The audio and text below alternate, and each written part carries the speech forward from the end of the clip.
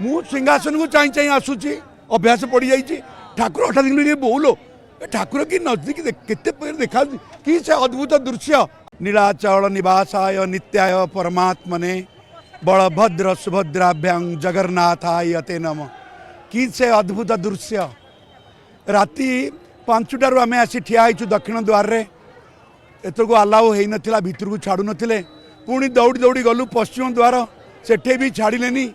ticket धरिकी एपट द्वार बुलिलु जड़े आसी कहते कौन ठिया भितर को आसुना मुझे आम टिकेट अच्छे हाँ टिकेट देखा भितर को आस सीधा आज्ञा गली जमी मुझे जानी ठाकुर ये पाखे बस